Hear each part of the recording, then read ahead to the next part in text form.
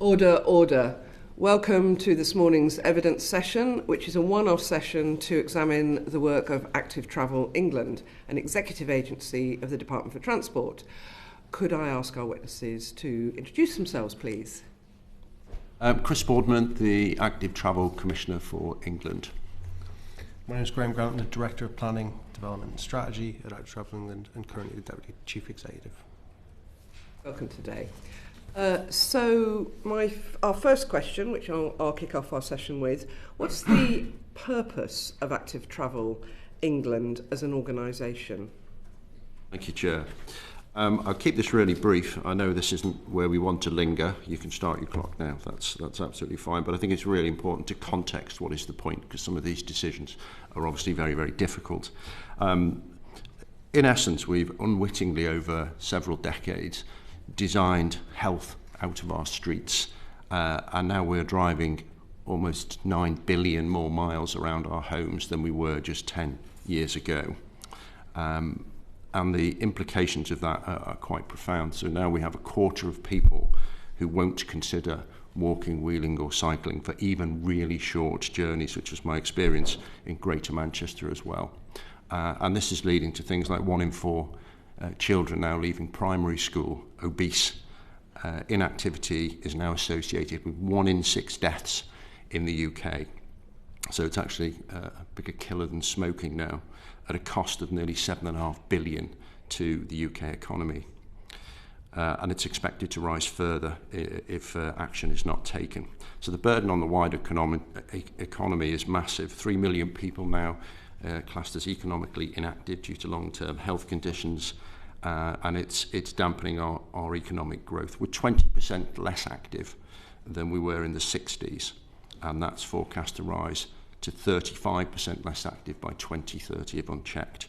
That's about 1.25 minutes, Chair, I think. I think to move to something more positive, I think the payoff, so we've looked at what is the cost of the status quo. The potential payoffs are significant. We're currently working towards a 50% target, 50% of all trips cycled or walked. And if we get there, that is 4 million fewer sick days in every year. And the return value for money is absolutely enormous. The wider impact, it's 124 billion for the economy, the benefits, the potential benefits.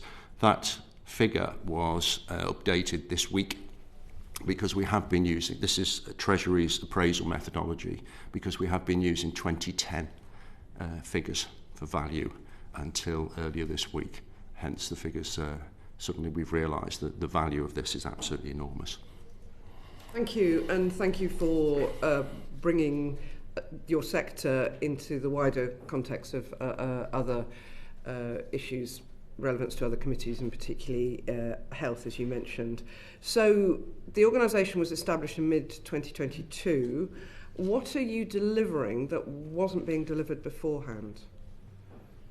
Well, Active Travel England was set up to address some of the barriers, some of which I've just touched on. Essentially, safety, culture and convenience are the biggest barriers. So 70% of people are saying we don't feel safe.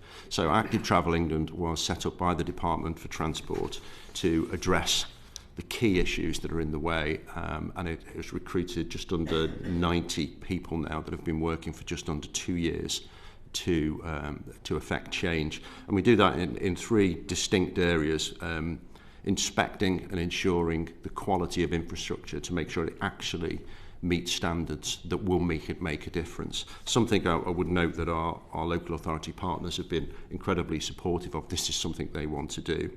To upskill and educate, we haven't had, there is very, very inconsistent, has been very inconsistent delivery because the expertise simply hasn't been there. That falls under our remit. And then simply informing, to be part of a conversation, this bedrock for most journeys, cycling or walking in particular, hasn't been there. Now we are part of weekly ministerial meetings. I advise the Secretary of State and other departments as well. And I would say that the progress in the first 2 years has been quite remarkable. I'll go on to that or leave that. Probably our questions will bring more out. So, Catherine, over to you. Well, absolutely. On that, I'd like to ask about how you think Active Travel England has grown and changed over the last 2 years, and whether you think the responsibilities of Active Travel England have changed. I think the impact the organisation's had is, I'm getting close to using the word unprecedented. It's been an incredible value for money. We have, I'll let Graham speak to the planning part of our role, because that's his area. But we've used a system called capability ratings with local authorities.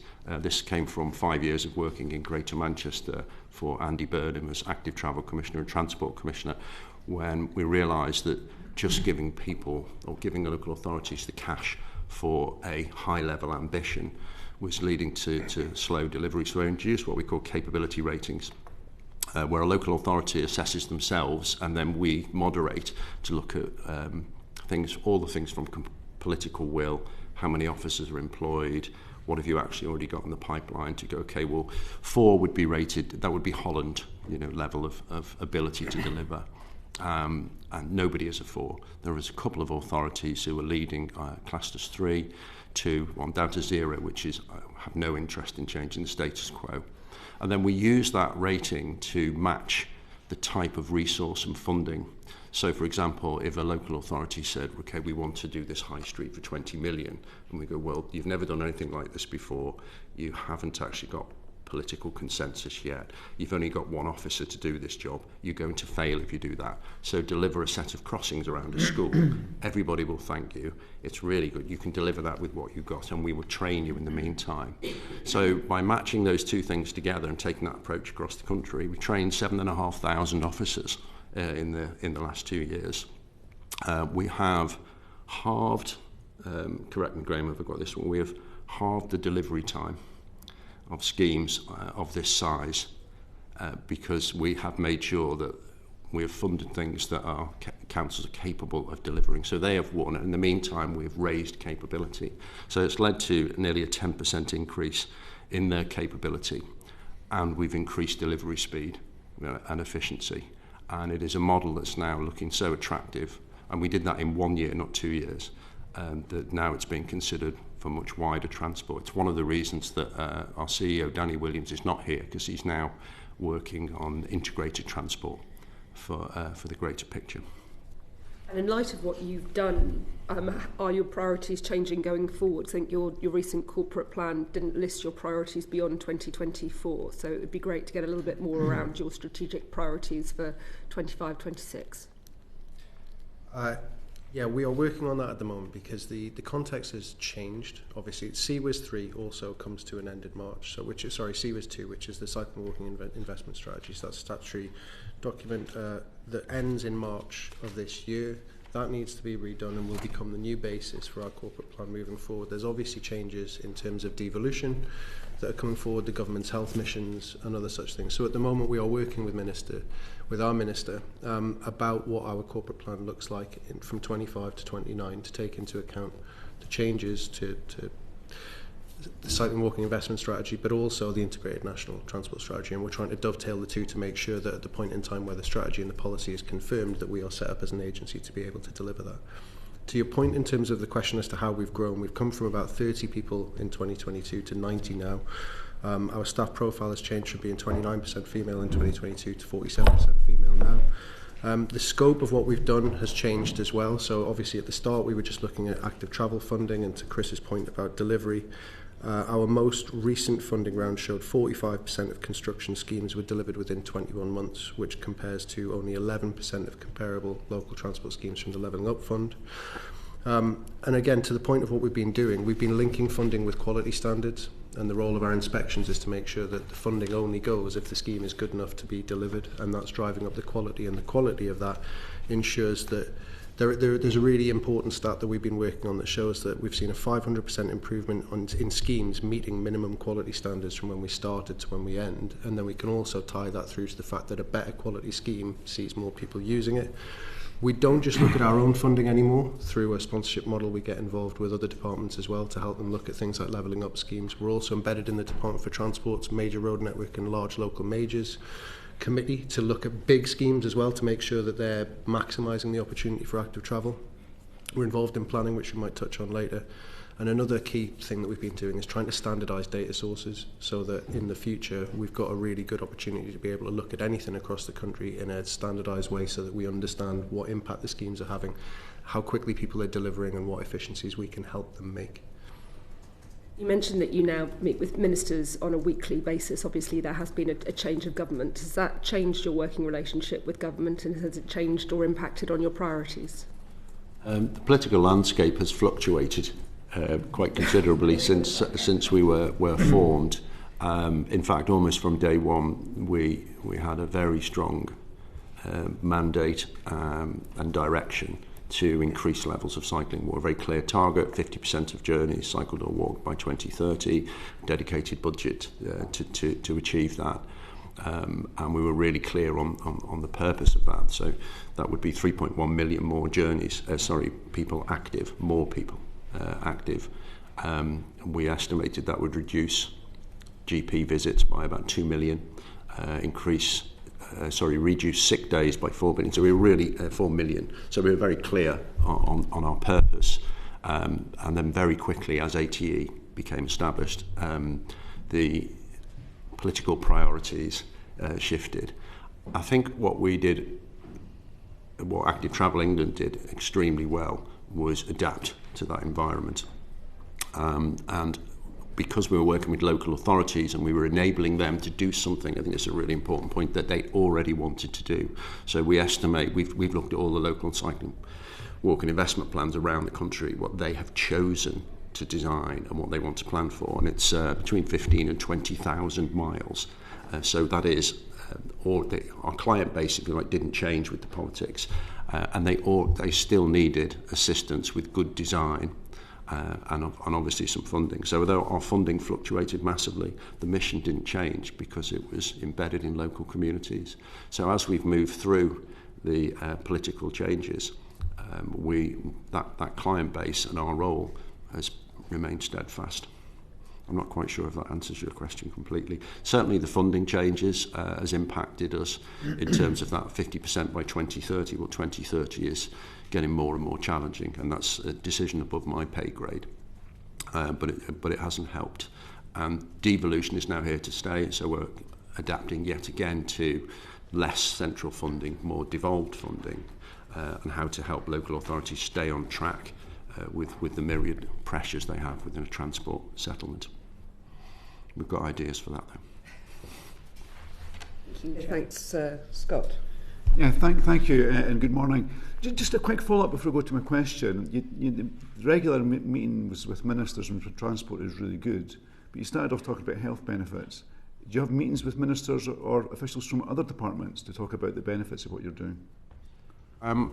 So I'll preface my answer with 2 years in existence.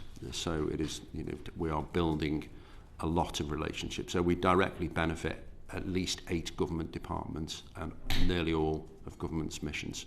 So we have reason to go and interact with lots of departments. We are quite restricted on headcount.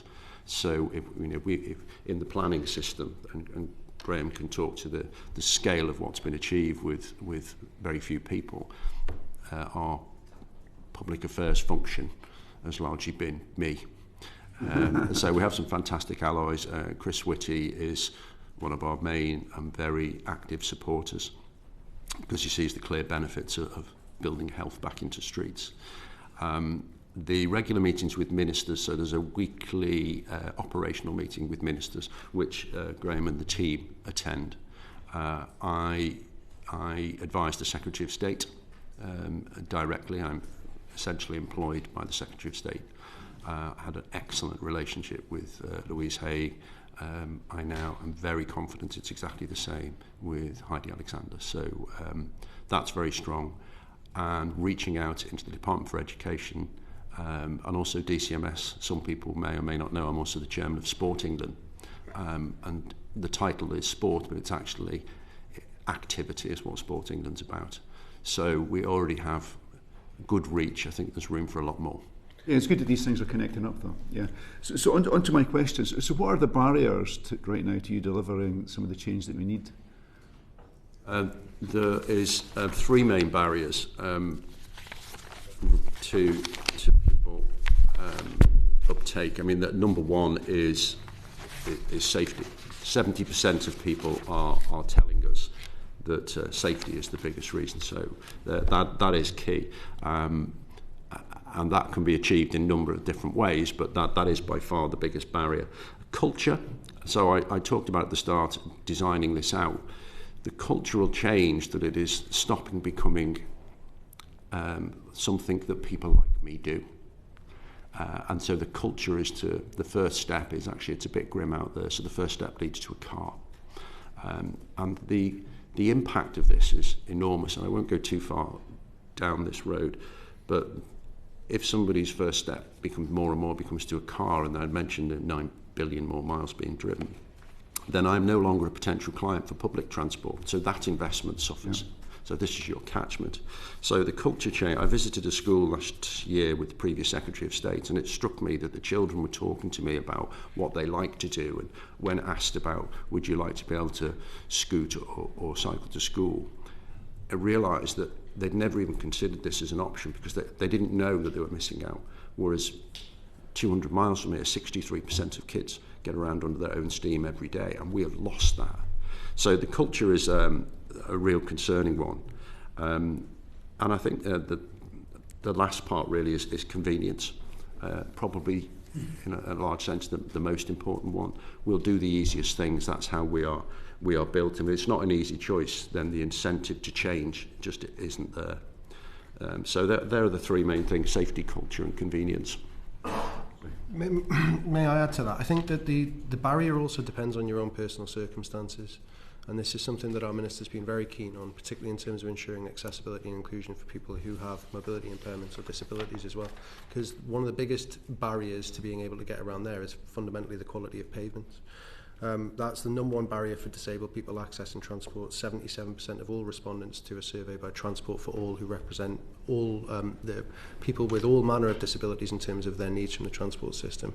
And obviously the barriers to children might be different as well. So that's one of the things that we look at in terms of the way that we inspect and assure schemes. We look at making sure that we are trying to help local authorities design in accessibility and inclusion at the earliest possible opportunity. And as I'm speaking, I'd also point out in terms of how do we reach across to Department for Health and Social Care and so on. Our Minister met recently with Andrew Glynn, I think, from Department for Health and Social Care, and they're building on that relationship. And Chris, you're hosting a roundtable in mid-February on the health mission, which brings together both Department for Health and Social Care and Department for Transport, where we try to look for opportunities to work together to deliver things more efficiently. That's good. I mean, and I think Andrew Glynn gets this, to be honest. Another slide. I mean, you talked about people with disabilities access and transport. So I have to mention this. Where is Active Travel England on a pavement parking ban, giving councils the power to implement something? Again, that's above our pay grade, and but it is a very live issue for ministers. It's been actively considered at the moment. I know Edinburgh has done. Took some amazingly bold, or has Scotland actually, amazingly bold action. There's a lot to learn. I think how we address this, there will be a lot of pressure because we have allowed pavements to be used as overflow parking for a long time outside of London. And so to change that will be difficult. So how we frame that, I think, is really important so people go with us. Again, it is Lillian Greenwood, the Minister responsible. She is looking at this actively at the moment. But we have discussed things that something we've not been good at in the past is saying, well, we want to make sure that every pavement is usable and will want to be used by a parent with a double buggy. And then something that the public can context why this is important to me and what we are trying to achieve. And then you can get down, once you've made that emotional connection, to what is required. Some of that will be lime bikes parked on pavements. Somebody will be cars parked on pavements. We're really going to look at EV charging as that comes online, because we could unwittingly clutter the pavements, unlocking behaviour that's not beneficial to us. So it's a really live issue, and ministers are looking at it actively now. Good, and it's good you're having those discussions.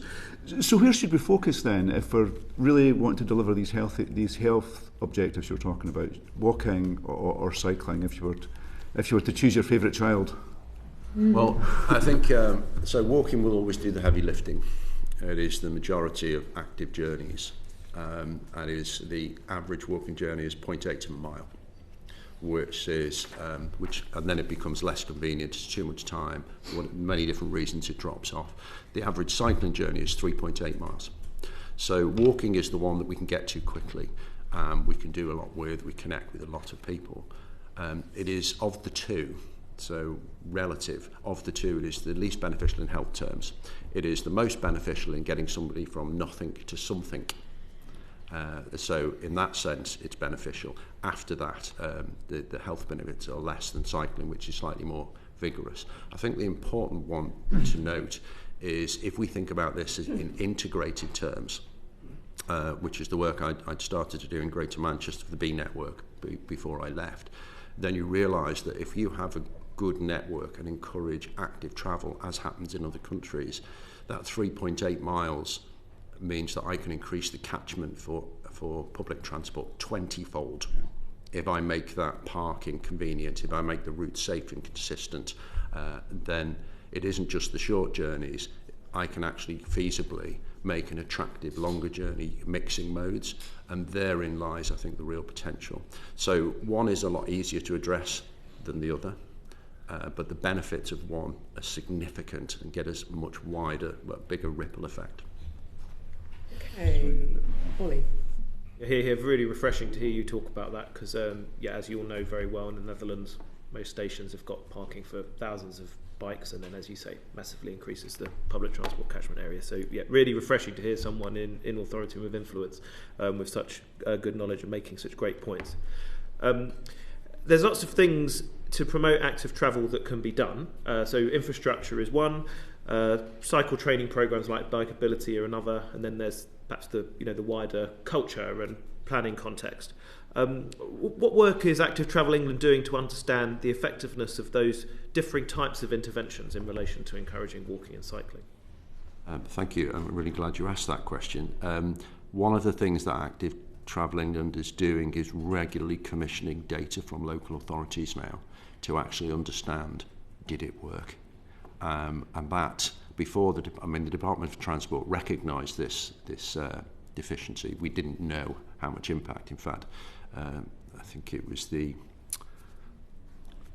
Public Accounts Committee. Yeah, an inquiry a couple of years ago found that that we didn't know how the money was being spent, and so now we are actually actively going and finding out what works. So we know, for example, we now know LTM 120, and we're producing guidance notes all the time based on what we've now found works. So we're constantly updating.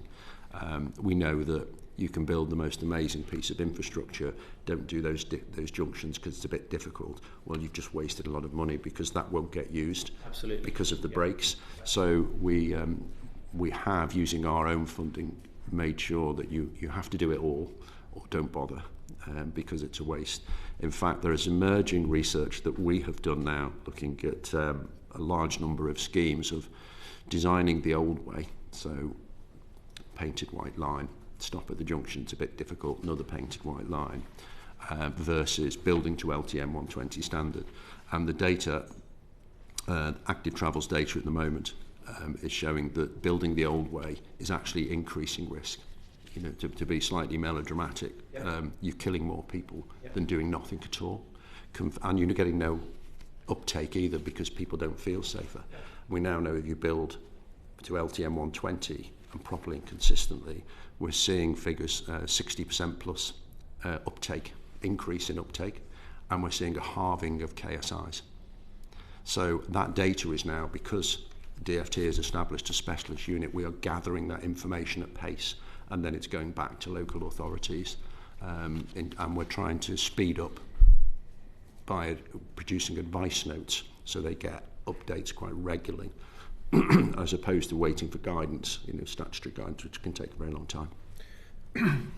That picks up a lot on the infrastructure, and the point about behaviour change is really important too, and it speaks to the question that we had earlier on about areas that we might expand into more within the next corporate plan.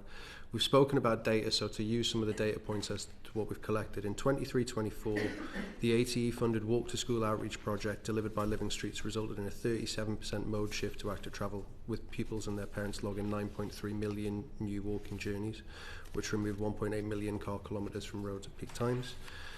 An increase in funding of that of £5 million in 25-26 will still only enable approximately 10% of primary schools in England outside London to be reached. So that's one of the things that we're discussing with ministers and within the context of the roundtables that we talked about earlier.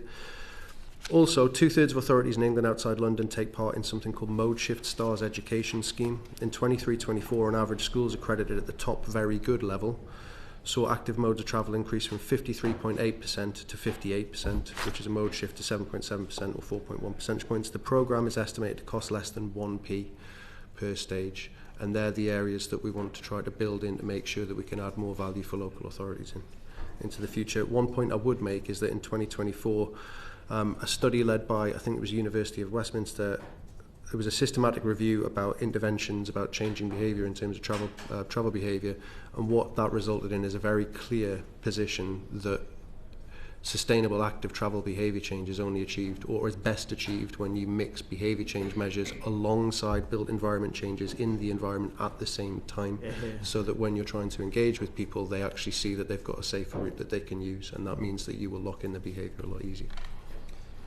Yeah, that's very clear. Just a question about bikeability. I mean, the evidence about bikeability's effectiveness in terms of reducing injuries is very well established.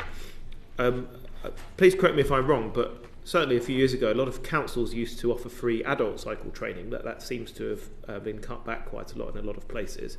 In Oxford, for example, I saw a press release from the county council saying, yes, we're doing this, but it's a one-off. Do you think there would be value in investing in more in adult cycle training in addition to child-focused bikeability as a way of getting some of that culture change, behaviour change? Well, I think budget restrictions are there's a lot of things we can do. We have to choose which ones are going to give us the most bang for our buck, which one's the most effective. To build on both that and what Graham's just said, bikeability training is really effective, and if you, at whatever age, if you combine that with the creation of infrastructure and the ability to feel safe, then the two things going together, you get a huge increase in take-up. So if you ask, I think the percentage of parents is in the 90% of parents that would like their children trained. But if you say, would you let them ride to school? And then it drops quite dramatically. So if you combine targeted training with infrastructure together, then you can actually get a shift that sticks. In terms of adults, we know that the impact of adults taking bikeability training and then continuing to ride afterwards is very high, because it's a conscious decision to take that training. So I think in the round it's more a case of where we spend our resource, but we're getting much better at knowing what interventions work. There's certainly a lot of evidence around walking that Graham alluded to that say these interventions work. What we need is that we need interventions that don't just get people involved in something new and interesting, that when we move away, it continues. And that's where we've got to do the two things together. You say what we need is putting the bikeability, the training in with the physical changes, but are you initiating that or encouraging that in the programs that you're doing? It's a good idea, but... Yeah. Yes, we are, but it's local determination to highways authorities and mayoral combined authorities as to what they want to focus on. One of the things I would note is that only a matter of 3 weeks ago, myself and some of my colleagues met with the active travel leads for all of the urban transport group areas to discuss exactly what we've just been talking about there in terms of the development of a programme that would pick up both maintenance and other such things. And many of them are already doing it. I think one of the things that's really important is to recognise that within the context of devolution, that is a transition as well. You know, having worked in local authority for many years myself, different local authorities and different mayoral combined authorities are at different stages of their evolution as well. So one of the things that we've been trying to do is to make sure that we understand their needs by talking to them and tailor what we offer them based on what they need. You know, areas that have been devolved for longer, like Greater Manchester or perhaps West Midlands, for example, are in a different situation than those that are just starting out on that journey, and therefore the type of support or network planning that we would offer them might be different on that basis as well. And maintenance and training are revenue spend, whereas infrastructure change is capital, and local authorities treat them differently. Is that part of the challenge in putting the two together at the same time? Yeah, it can be. And having experience of leading a highway authority, you know, it is really difficult to make sure that you're on top of absolutely everything that's happening. And even little things like, for example, making sure that if you are just doing a road resurfacing, that you don't put in place lines and signs that don't meet new guidance and so on. So it is an issue, but different local authorities have different ways to try to approach it. I think the learning aspect of having essentially a centre of excellence with Active Travel England, we can actually, because we are commissioning and gathering data, we would, when we had more centralised funding to direct, we would make sure the two things go together, because we know that if ambition is low, it's much easier to go and train kids to ride a bike in a playground, and parents like it. It looks like you're doing something, but the actual outcome that we want is not being heavily affected. Whereas if somebody's actually doing the hard yards and producing the safe space to get to school, then in that area will work, and we would be more inclined to fund people who are doing both. Now it's regional, it's still effective because we can supply that information to local authorities and make it, get a spotlight on it. If you're just doing that and not that, it's not very efficient. Thank you. So sometimes the media can be focused on a kind of never-ending argument between cyclists and drivers, and I find that quite depressing at times. But is Active Travel England done any work to actually find out what real people actually think about the kind of interventions you want to promote, as opposed to what we see sometimes in the media? Yeah. Yes, we did some quite extensive focus group work last year to understand what motivations, their thoughts. A lot of it was affirmation, which is not unhelpful, of things we already believed, but it was great to get it confirmed. And we found that when you talk to big numbers, so I mentioned over 120 billion to the economy, these were the kind of things that we put in front of focus groups, and it had no resonance because it didn't touch my life. And I don't believe that number. I don't know what it means, and I'm even getting slightly irritated now because I need to pay my mortgage. But when we talked later on about giving your children transport independence, the thing that other people a few hundred miles from here just accept as normal, giving them the freedom to stay at after school clubs. When I mentioned the double buggy test, every pavement must be usable by a parent with a dog, and they would want to. For cycling, a 12-year-old test, must be usable and want to be used by a competent 12-year-old, and their parents would let them. When you describe difficult things in those ways, and it connected very strongly. In fact, the majority of the focus groups were leaning in and starting to electively tell you what they would give up to have that.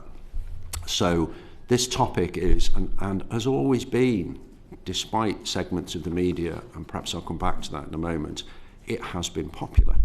80% plus support consistently for more active travel, more cycling and walking provision. People want it, it's popular. The media aspect, we have a concerted sector of the media now that is portraying cycling in particular as being something that is taking away from you, and when in fact we're trying to give more transport choice because we've lost the options to actually do differently.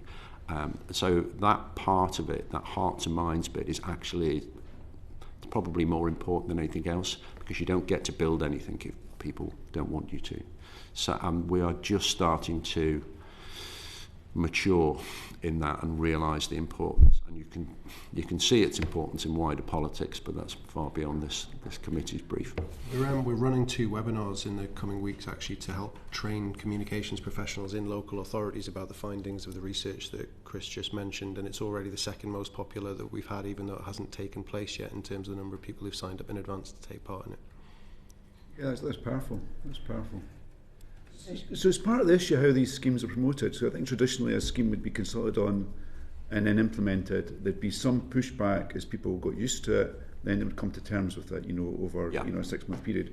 But now, more and more, particularly with the LTN type approach, we implement a scheme and then we seek feedback over a number of months, sometimes as much as 18 months. And does that kind of framework isn't it just ideal for creating a campaign against these schemes? Because you're saying this is an ongoing conversation, rather than really asking people to look at the scheme and come to terms with it and figure out how they benefit from it. You understand that the two approaches? There are different strengths and benefits to the different routes that you can take in terms of traffic regulation orders, which is what you're referring to. So you can either do an experimental traffic regulation order, which enables you to put in place a measure and then see how effective it is, or you can consult in advance and then determine exactly what you're going to do thereafter. Having delivered both, there are strengths and weaknesses for different ways of looking at it, but one of the benefits of the experimental approach, which has been used for decades as well, it's not to think that this is just new. Yeah. A lot of pedestrianisation in major high streets in the 1980s or otherwise were done using exactly the same methods. Is that it gives you the opportunity to listen to people and to determine whether or not there are knock-on implications that you need to actually intervene on. And one of the things that we've done is try to develop tools that enable local authorities to plan as best as they possibly can. So we've got a route area check tool which enables people to look at what changes they might be making, and then it identifies where the knock-on implications might be so that they can go and look at that as well. So we're trying to make sure that they've got efficiency in their planning, but different routes have different benefits and issues with. Yeah, I think doing public opinion work, serious public opinion work, rather than just listening to the loudest voices, is key actually to actually understand what people think. So moving on to safety. So how much of a barrier is the safety to people to actually starting walking and cycling more? Thinking particularly about more vulnerable people and people who are moving when it's in the evenings, etc. How much of a challenge is that? And do your design standards try to alleviate those challenges? I think it's as we discussed earlier, is the biggest fear of personal safety is the big, and it actually goes wider than infrastructure and traffic. It is, women don't feel safe at night, even on quiet local roads. So there's a much wider safety issue. So that is the biggest barrier to address, and it's one we need to address first, and then we can build all the activation work on top of that. Underpinning that actually is the desire to change, which we've just touched on, which is absolutely fundamental, and the ability to consult better, I think it is absolutely key, because then we get to try new things, and some of it is very simple. So narrowing the radiuses of curbs at the mouth of a side road and reducing the distance to cross, things that you don't actually acknowledge or see consciously, but you would notice if you're walking across that road, and there might be 20 of those on the way to a school, and because of that, parents go, do you know what, I'll run you there. So one of the interventions that we're looking at now, in fact we started back in 2018 in Greater Manchester, is the possibility of using zebra markings across the mouth of side roads. Yeah, long overdue. Reinforce the highway code. There's actually a few outside this building. Westminster is experimenting on it now if you want to try it for yourself. At the moment that's not possible in our guidance without zigzags, police beacons, etc., which make it very, very expensive. And that's an intervention that we're particularly interested in. Ministers are very keen on it as well, because we could act quickly, cheaply, to transform the school run, give parents confidence to let their kids walk. Greater Manchester commissioned the Transport Research Laboratory in 2019, to conduct a full package of research, paper exercise, off-road trials, on-road trials, and found that 65% or more cars stopped when that was there. They were overwhelmingly popular with the public.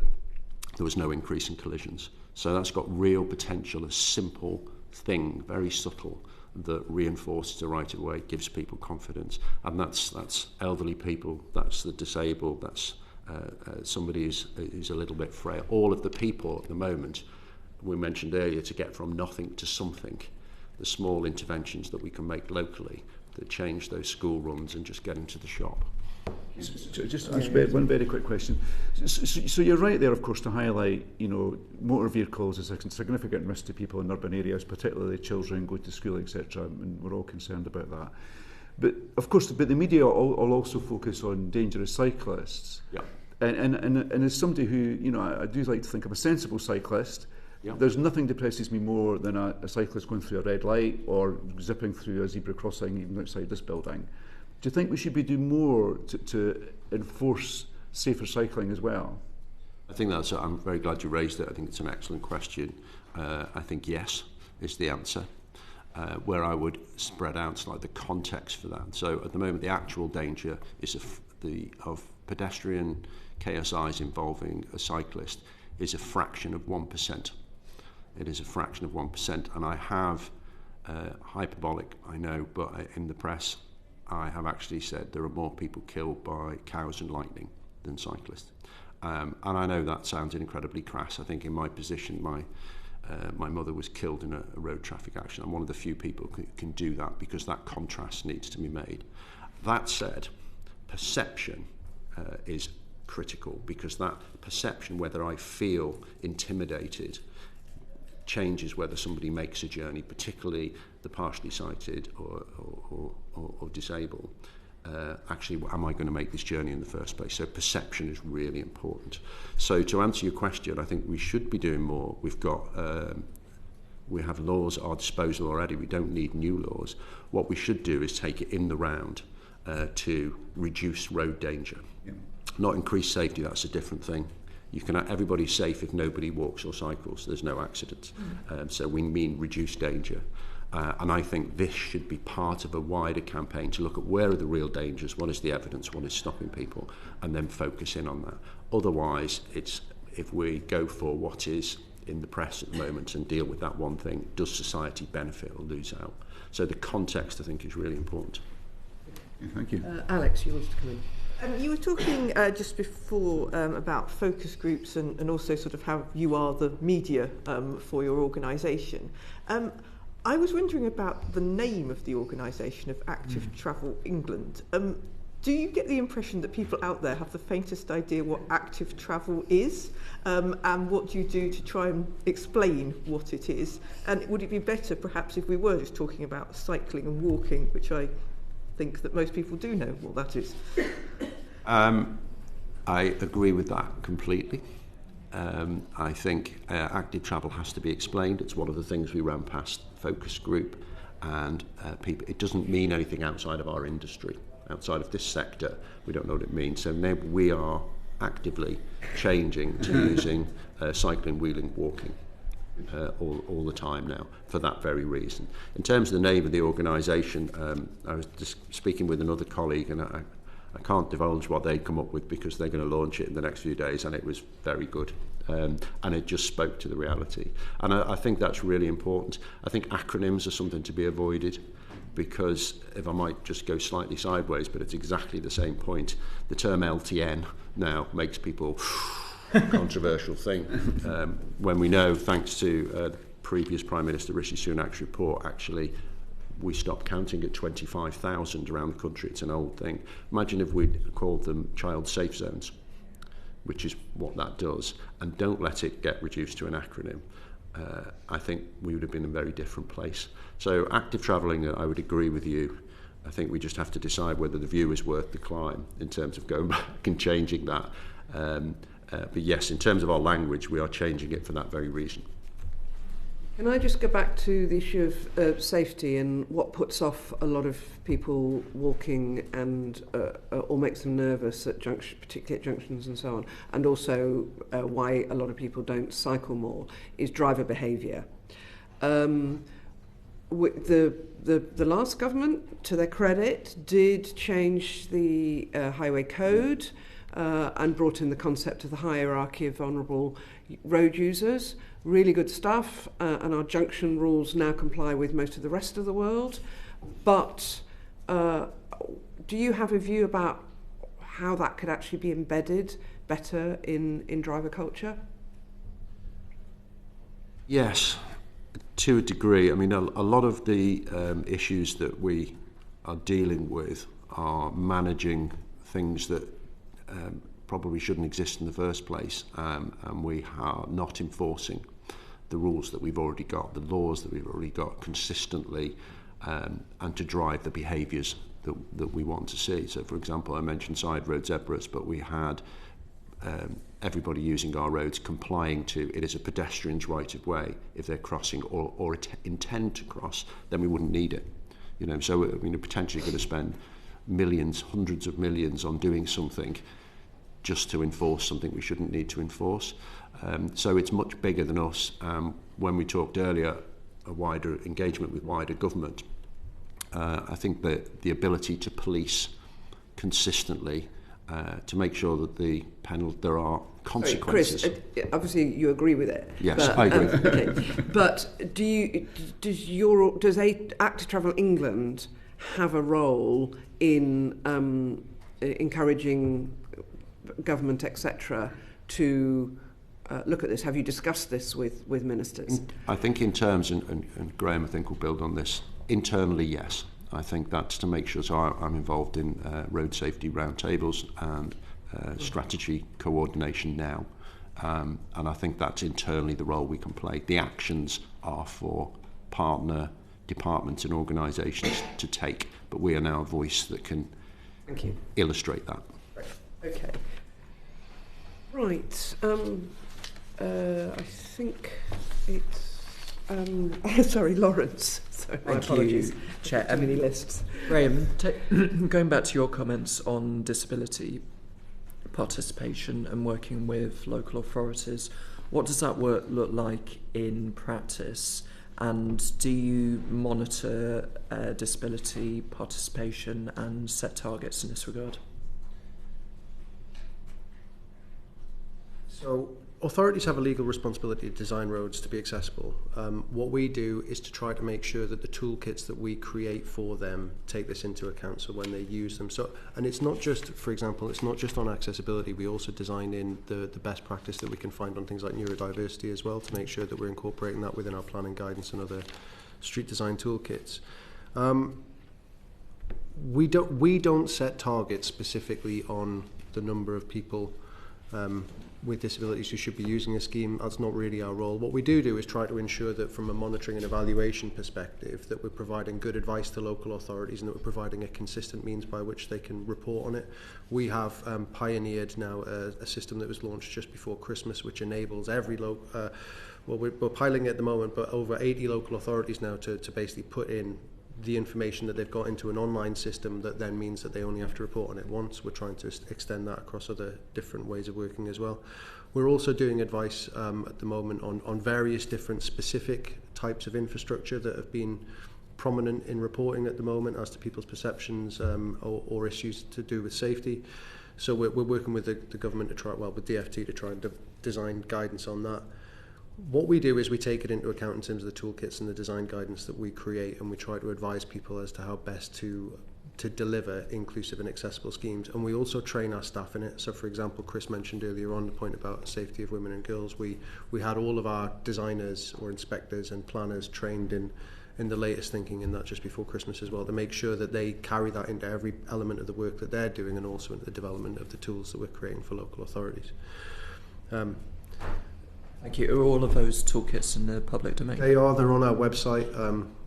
They're available, and our website is effectively at the moment a one-stop shop. It gives you access to the webinars that we've previously done, and one of the things that we've also done is pull together all of the different advice as to how people might plan different types of housing developments from a master plan down to a street level.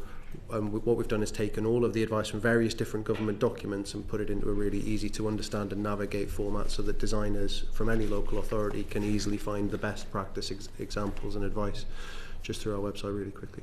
I think you've touched on it, but do you take a view on the merits of particular types of schemes? So I'm thinking in particular bollards on streets which can prevent pavement parking but then can be hard to navigate for some road users, and floating bus stops which can be convenient for some cyclists but less accessible for cyclists with visual impairments. Do you take a view on whether local authorities should be making those types of interventions?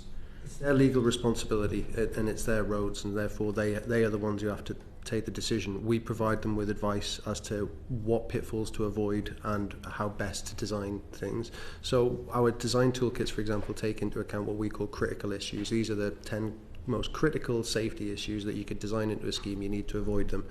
if people come to us for funding, or to other areas of government whose funding we look at as well, and they've got elements of these critical issues in there, what we would do is flag that up and say that these need to be resolved before government should consider giving you funding.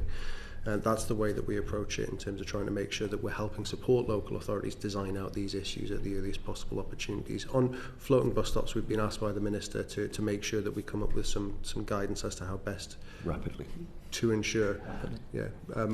And we've engaged with the local authorities and urban transport group areas who are most prominent in terms of where these things feature to ensure that they're looking at them themselves as well. Sorry. About half of those bus stops are in London, the bus stop bypass. We're looking at those actively. The Minister is really keen, and we're very supportive to help make sure that designs work properly, because there is inconsistency, and that's very live at the moment. We've looked at the actual safety, that perception and actual. So we think there's about 3 billion bus journeys in London a year to one collision. But that perception one is really live and really important. And designs can be better, and we're working on that. And then operationally, we are actively working now to include the disability community in the design, at the design stage. Not, here's what we've done, what do you think, the consultation method. Actually, you be involved and help us with these hard compromise choices. Where would you go? So we're involved with DIPTAC, the DFT's advisory body. I have Isabel Clement, who's a wheelchair user, sitting on my board. So we have that advice, and we're ramping up our engagement with those organisations to help us get it right in the first place. That lived experience is critical. We've also been doing pilots and so on to look at how technology can aid us in this. So there is a trial scheme outside, I think is it Manchester's? Outside the blind school in Manchester, yeah. We've got floating bus stops just over the bridge here that I've used, and I could suggest possibly the zigzags in front of the zebra crossing to make it clear that people on bikes have to give way to the pedestrians crossing to get to and from the bus. Yeah, I agree. Alex. Thank you. So how does your approach to increasing cycling and walking differ between, say, cities and market towns and more rural areas? Well, one of the things that I would note is that the local transport node 120, LTN 120, which has been referred to earlier on, is more predominantly focused on urban areas. So one of the things that we are doing at the moment is effectively a bridging document to say how do we take the principles of this note and apply it to a more rural or semi-rural area. That's one of the things that our customers in terms of local authorities have asked us for, and so that's one of the things that we're working on at the moment.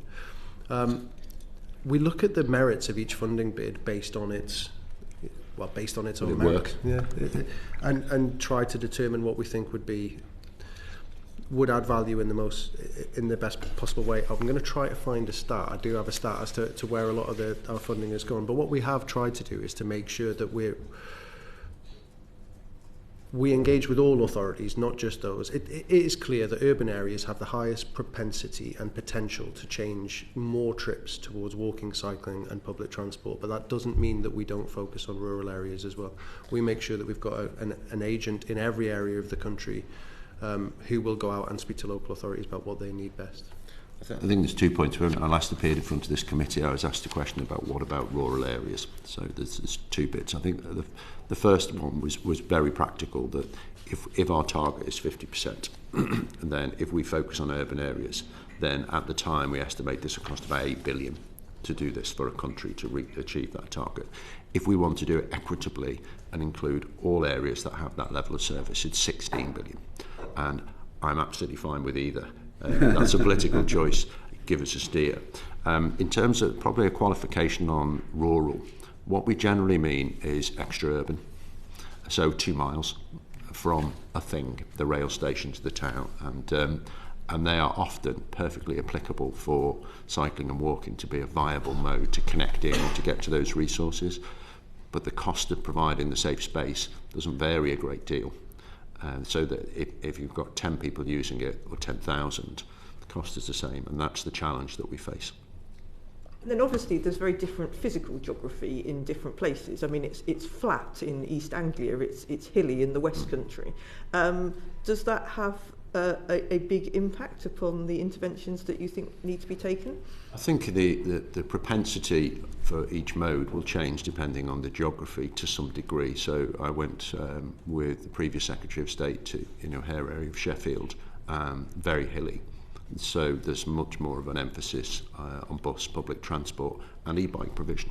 So a local bike scheme we put in and e-bikes, which are becoming incredibly popular. The committee might want to touch on that particular topic at some point. So yes, I think that's where the local area has to drive what's needed based on their geography. Just one tiny additional point to the rural aspect. We tend to really avoid shared use because it just creates a conflict. So shared use space for cycling and walking. But once you get your usage goes down quite dramatically in a rural setting, that might be quite applicable. Cost-effective way to provide a safe space for either of those modes because the interaction is much reduced. And then just finally, presumably across the country there are a lot of sort of similarities. I'm thinking in my constituency we've got a canal towpath, which it's the Grand Union Canal, it goes all the way up the country. To what extent do you kind of look to see how walking and cycling has worked in one place like that, particularly when it's a piece of infrastructure that stretches along a long way, and therefore through various different councils and funding bodies? That was my opening position, or rather Andy Burnham's opening position when I worked with him, when certainly the central city, Manchester, and it connects out, has a canal network in place. This is space that's already there. Can we use it? And then you bump into lots of restrictions. Essentially, if you want to change this from being a nice place to connect with nature, to go for a jog or to fish, that small space has to get bigger. And the only way to get bigger is to go out over the water. And then you bump into people who want to keep it the same, and quite rightly so. The Canals and Rivers Trust, we had to deal with Peel Holdings, who owned the land, where the biggest issue was narrow bridges. That what do you do? And you have to choose, am I going to use this for a boat or for people? And importantly, it's often a way. We've built up our cities with our backs to the canals, so they're often spaces that you would not go there when it's dark. You wouldn't be comfortable with your kids walking home without going that. So we realised there were so many barriers. Its potential is there to use it as a network, but once you go past a very small amount, it starts to create issues. So in London you use quite a lot of the canals for that very reason, but there's a lot of conflict because you've got a big speed difference between two sets of people. So I would agree with you, I would take that on, but it's a different set of battles with a different set of people. Rebecca. Hello, I'm a bit late, apologies for that. That's the best bit at the start as well. Sorry. Just following on from Alex's question, particularly on the kind of urban fringe and the boundary issue, how do you actively seek to work where there's sort of a changing responsibility? So I'm thinking of one brilliant example where one local authority has a brilliantly laid cycle path that becomes the responsibility of the other and it turns into a mud track on the way into a city, so you can work out which of the two organisations cares more, and also how do you help, particularly in rural areas, plug the gaps? Because I'm down in the southwest where we do have that hilly issue, and so often they seem to piece everything up, slice it up into small bits, and then you get the local campaigners coming and saying we can't go from A to B still because this little chunk here has never been finished. How actively are you as Active Travel working with local authorities to tackle those specific gaps? Because I think if you can do that, you win a whole load of plaudits, both cyclists and pedestrians, because we had a cycle path that ended in a flight of stairs based in the funding that was available at the time. Well, clearly that's not a great look for the local authority at the time. No. I'll start and you might want to build on this, but that again was a very live issue for me in Greater Manchester when I started to work with 10 authorities. So the bedrock at the start was to help them create very quickly a network plan, which they then put to the public, and that went from 1,000 miles to 1,800 miles because of that public consultation. The biggest complaint online was where's our bit, which gave political consensus to do something that crossed boundaries. Then where we ran into a lot of challenges on delivery is we had 10 different highways authorities with different motivations. And in some cases it was ludicrously one side of the road versus the other side of the road. and that's a real challenge. It is the opportunity for combined authorities to start to have combined plans. I think there's something to be considered nationally about requiring the provision of a consistent level of service no matter where you are in the country, as we do for driving. And I think that, I'm sorry to thrash the phrase, it's above my pay grade, but it is a really live issue, and it speaks to efficiency. It speaks to costs that we're having to do things multiple times and mesh with those different political motivations. And I think there's a real potential there to speed up delivery and reduce costs by getting that consistent guidance, which is something I would support if that was brought forward. I'm not sure whether that entirely answers your question. I think in a smaller scale, Active Travel England can help plug those gaps in. In fact, you've done some work identifying areas where. Can I just come back? I mean, I think just in response to that, one of the challenges you've got is, and we've had this when we were talking about railway last week, is we've got the big combined authorities already, but the vast majority of the council doesn't have those. And so as a local politician, I've brought officers together to talk to each other across 3 councils because they weren't.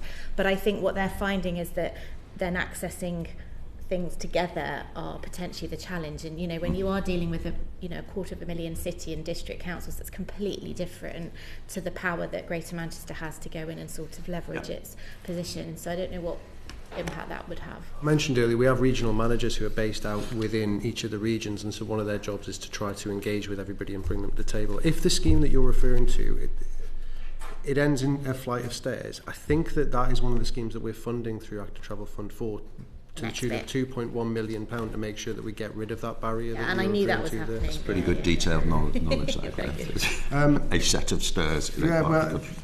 But that's exactly what we would do, is to try to make sure that I think one of the things that I would say pretty confidently in terms of the team and the investment team that we've got, if something came to us that was looking at a scheme and it only looked like it was point here to point here and it didn't take into account the junctions at the end or the other issues that you referred to, we would refuse it on that basis. And we've refused lots of funding bids in the past few years on that basis because they don't take into account a coherence of a network.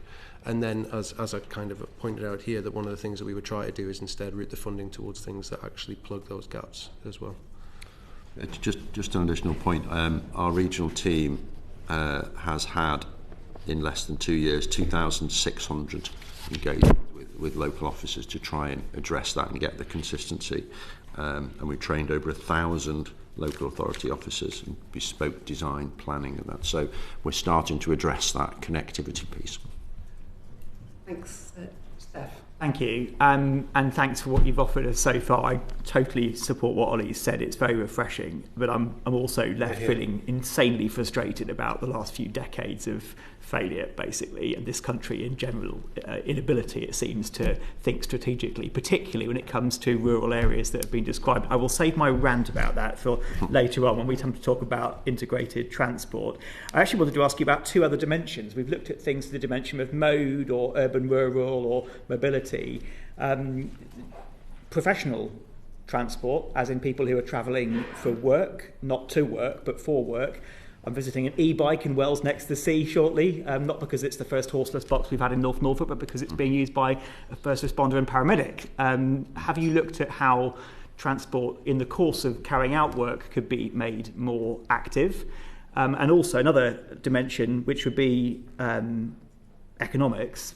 I think Sustrans published a report recently that suggested that lower economic groups and lower paid workers were getting excluded from cycle to work schemes. Are you aware of this and have any views on this as well?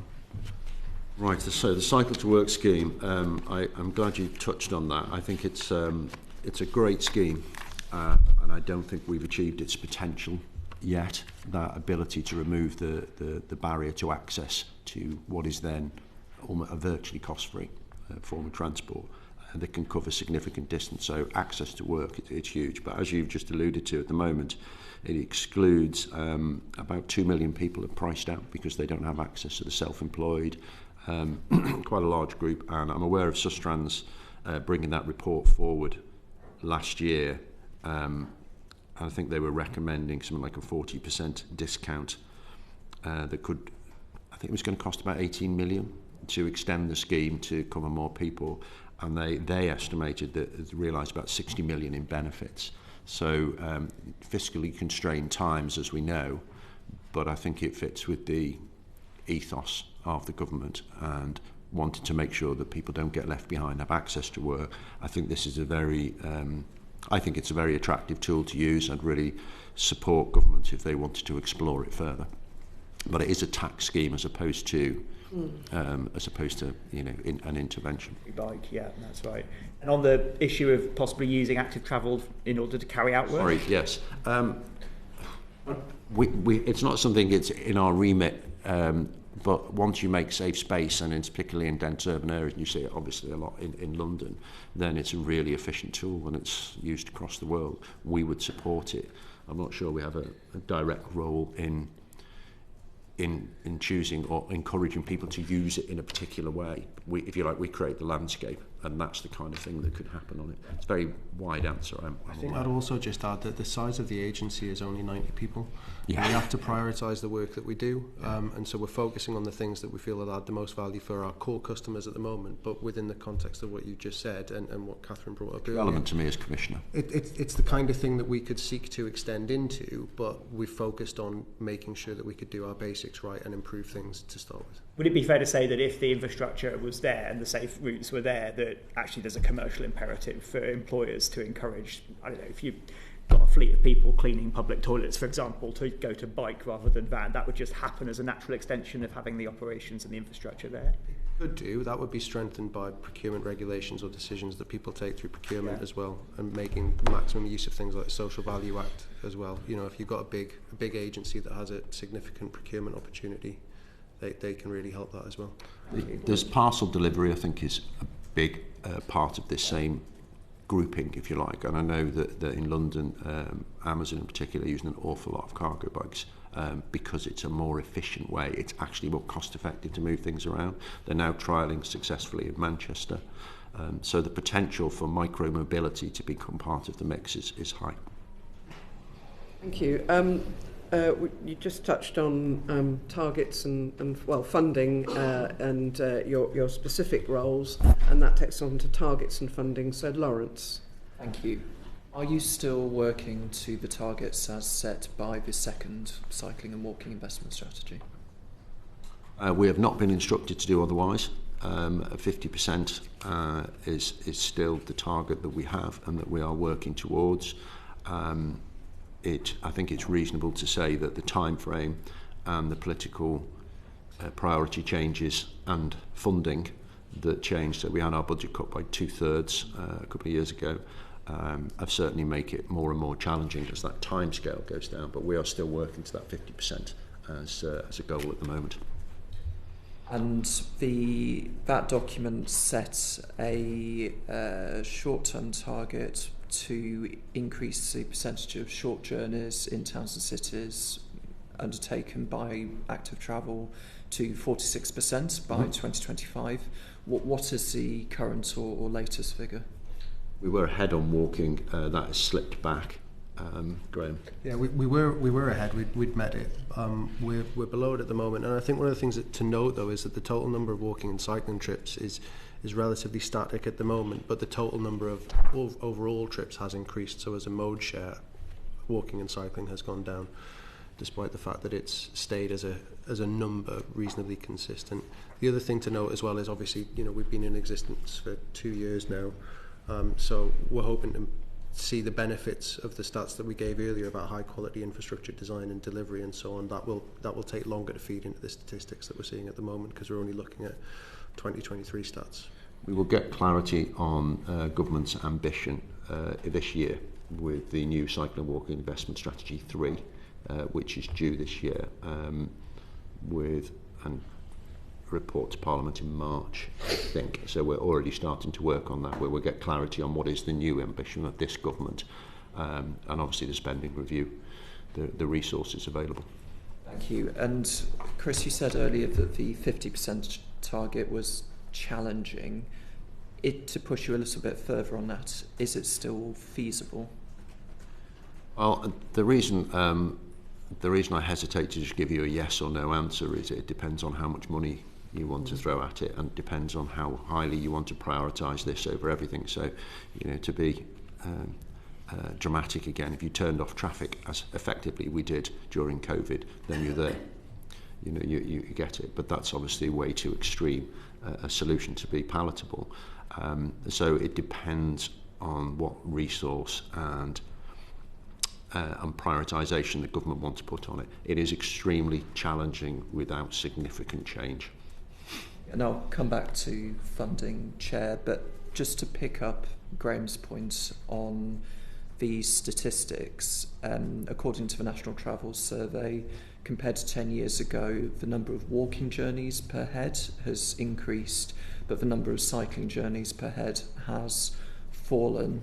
And you may feel that this question's been answered because you talked about some of the changes in attitude towards cycling, but to ask the direct question, why do you think we have seen those two different measures for walking compared to cycling? If I might just do a headline there, I think there's a caveat to that.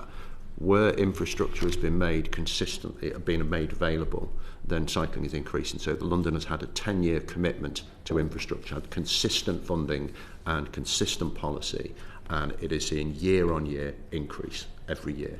The rest of the country has not had its year-to-year funding, so the local areas cannot employ officers. So they cannot design large-scale because they don't know what's coming the year after. So more important than resource, that consistency is what we need to get back into the system so everybody can trust that it's there and we will plan and build accordingly. Where it has been, so you've got Waltham Forest, you've got, one of the schools I visited last year, Kesgrave, just outside Ipswich, 63% of kids ride there every day. And I thought that was a mistake because that's more than Holland. It's 800 to 900 kids because they have that space. So, but when you zoom out for a whole country, that change is happening in small places at the moment, but we haven't got that large-scale commitment, so we haven't got large-scale change. I'd note and compare it with almost 9 billion more miles being driven as well within the same period. One thing that I don't have the statistics on, but I think is an interesting thing to think on, is also the implications of when somebody gets themselves a car, you have to be earning a pretty significant amount of money to be able to afford to own a car, insure a car, and then decide not to use it as well. So one of the things I think that we need to think about is access as opposed to ownership. We've seen a lot of industries in this country change model away from kind of ownership and where you access things, and people do that a lot with leisure time all the time now, but we haven't necessarily moved to that within the context of certain mobility choices. And as I say, coming from a metropolitan area in the northeast, you've got to have a reasonable amount of money to be able to afford a car and then decide not to use it, and not everybody does, and that will influence the choices that people take. Can I add one data gathering point which the committee might be interested in? That we've realised that where we are measuring cycle levels at the moment, the cameras, the systems that we're using are very often in places where you wouldn't want to do it. So on major roads. So that observation has now been made, and it needs to be translated to looking in the right place. So I think that's an extraordinary thing that we need to change, how we actually gather the data. The question is about walking and cycling coming to the National Travel Survey. So National Travel Survey, I think the most recent one was about 14,000 returns. It looks at 2023 data as opposed to 2024, and so I think that the point was that walking has increased and cycling has come down over the 10 years. And so the National Travel Survey is a great piece of work, and so that's a key data point for you. Yeah. And in order to achieve the 50% of journeys by walking and cycling, what changes would be needed to make that achievable? That aren't already in place. There's a menu. So, lowering speed limits and enforcing speed limits would be very effective. So that is one tool that could be used. There's changes to streetscapes that could be used, but it is about, in essence, it is making safe space where people feel safe and then activate, giving them a reason to try different. So the behaviour change tools are really helpful if used in the right way to to get people to try travelling differently. So the £2 bus fare, for example, just gave it made it talked about, and people went, oh, I'll try that. Some, to go slightly sideways, but I think it's very relevant. In France, there was some regional schemes to actually get people to try travelling actively, and particularly and things like uptake of e-bikes, and they found time limiting made a big difference as well. Actually, time limiting, although it wasn't a case of, oh, that's quite interesting, I'll carry on. Oh, that finishes on Thursday, I'll go and try it. So there's a suite of measures, but it comes down to safety. That was useful. Scott? Thanks, and I'm glad you mentioned speed limits. Really important, actually. I think it's time we have a serious conversation about that. So do you have the right targets, though? You started off talking about the importance of people driving less and walking and cycling more for their health. But shifting people out of cars onto bikes and walking isn't one of your targets explicitly, is it? Sorry, I can't quite hear the question. I'm a little... Do you have the right targets? If your focus is people driving less and walking and cycling more, that's not actually one of your targets, is it? To get people to drive less? No, to get them out of their cars and walk and cycle more. That's not a target, is it?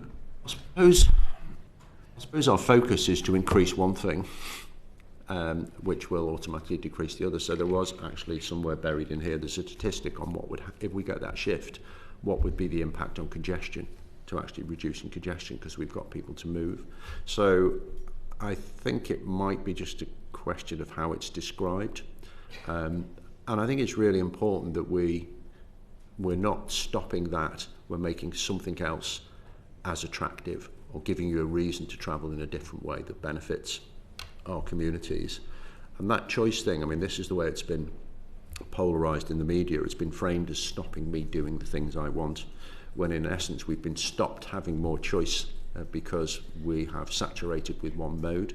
So it's a really important piece of framing to make sure that people understand that this is about increasing transport choice, which is actually something I connected very well with Mark Harper, my previous Secretary of State.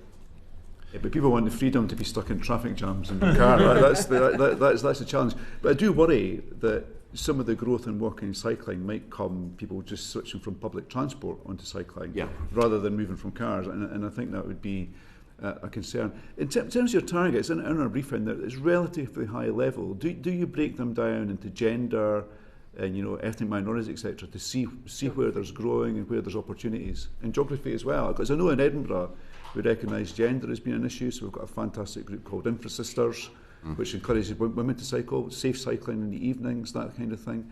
So do you break the data down to that kind of level, and do you have kind of sub-targets? Not at the moment. And I think it comes back to the point in terms of the development of the cycling walking investment strategy. They're exactly the kinds of questions that colleagues at DFT are asking themselves based on guidance from ministers around what they might want to see. There's some intersectionality.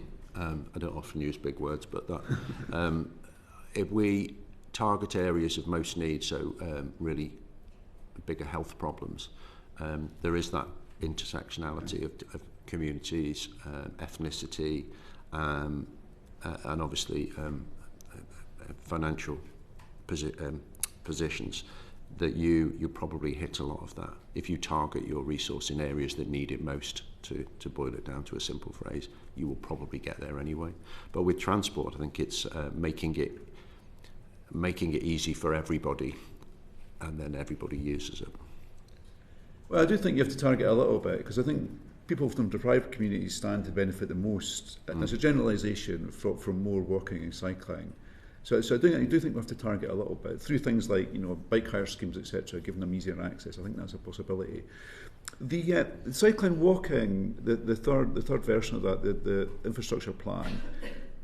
When you described the targets earlier, it wasn't clear to me if the government's setting the targets, or you guys are setting the targets, or is it a discussion? Are they handed down in tablets of stone to you, or do you hand them up on tablets of stone? I think if I can, this is all very live at the moment, so devolution is a really strong agenda with a lot of potential, and give areas control, and I have experience of that. I think one of the success stories when Greater Manchester started the journey was we gave people the pen, almost figuratively and literally gave them the pen, and also the choice to do nothing. But I'm going to make what nothing means, those consequences, you're going to own that as well. And the regions changed and chose to change. So right now, the relationship with regions is very, very good. It's good with us, it's good with government. They have told us, as we mentioned earlier, that we want to produce 15 to 20,000 miles of safe space to enable the school-run local shops to be done actively, cycling and walking, if people choose. And so that is it's a national mission being designed locally.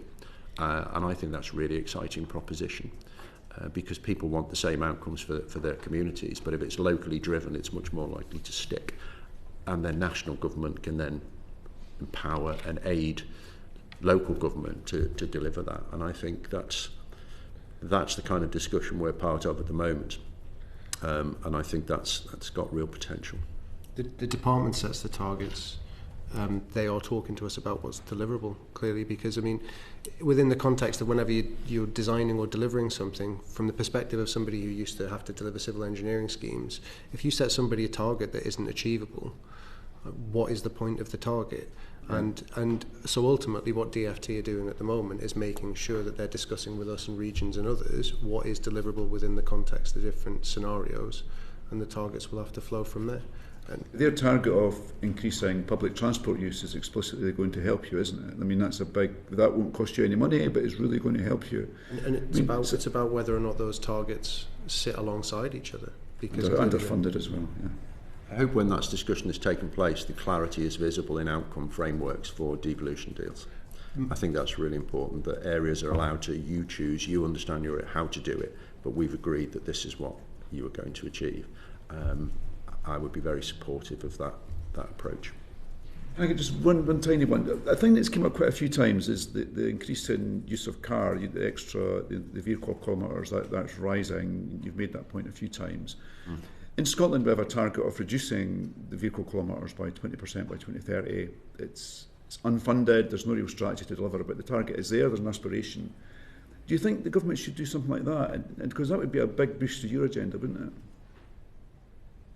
I think that there's an existing Act of Parliament that hasn't been enacted. I think it's called the Road Traffic Reduction Strategy or something along that side. It's from many years ago. I'd be much more in favour, and these aren't decisions for us, so it's very much an opinion and what we would support, but I'd be very much in favour of increasing choice to making other things more attractive, or at least as attractive. And that tallies with people have told us, 80% of people saying we want this, and then that will happen as a result. But I think we need to reduce car use and focus on it. We actually have to drive, if we want to meet our decarbonisation strategy, regional figures I used to see, and it seems to be consistent, we have to drive about a quarter less. But the only equitable way to make that happen is to give people a viable and attractive alternative, and that's our focus. If I may, the macro target is really useful, but it is the point that you made earlier, Chair. Geography and local circumstances play into this so much, and so they're the conversations we're having around seawards. You did mention the point around deprivation, so I did just want to note that more than 50% of the capital funding that we've provided has been invested in routes that pass through areas in the highest IMD quintile for deprivation and where health outcomes are generally lowest. Only 6% of our investment has been targeted at the lowest quintile in terms of deprivation. Lawrence, back to funding. Returning to funding, we heard a short while ago that the greatest barrier to achieving the 50% target is resourcing. I mean, what is the gap in terms of your current budget? If I've captured that I'll just correct that slightly. I think we said we agreed it was safe space, and we talked about there were several different ways that you can achieve that. So you can reduce speeds, you could restrict traffic from particular areas to make them feel safe, you can make lanes, so there's lots of different ways you can do it. So there's an international example of the city of Ghent, who only had €6 million, and they spent 2 years consulting, and then in one weekend they changed the circulation pattern for the whole area and achieved incredible results, which sadly I can't immediately recall, but there were dramatic changes that were really welcomed after the fact for €6 million. So it depends the levers of difficult, expensive routes to do it. So resource-wise, I don't think the costs will have changed dramatically in the road context that we have from the previous session that we had 2 years ago. I see. So one thing perhaps that has changed is the budget cuts which you spoke about, and I did know in your last annual report it said that operating expenditure have fallen from 258 million in 22-23 to 146 million, most of that funding reduction coming from the local authority grants. What was the practical effects of those grant reductions? Our original budget gave us the ability to help be a strong part of the conversation because people want access to cash, and we, with the capability ratings, and I can't stress the impact of that, meant that we funded things that worked and got delivered really quickly, and that's worked. So less cash, there's less of that we can do. So now we're moving to much more devolved settlements of transport for an area, you choose how you spend it. The outcome framework is going to be a really important aspect, in my belief, of how you make sure that you get the impacts that you want. Now, we have been consulted and inputted into that conversation what should be in output frameworks, but it's not in our gift to choose how to do it. So we're adapting really quickly to a different funding landscape. I don't think it's necessarily more money. I think it's choosing how what is already out there, how it's spent, or rather defining very clearly what it must achieve.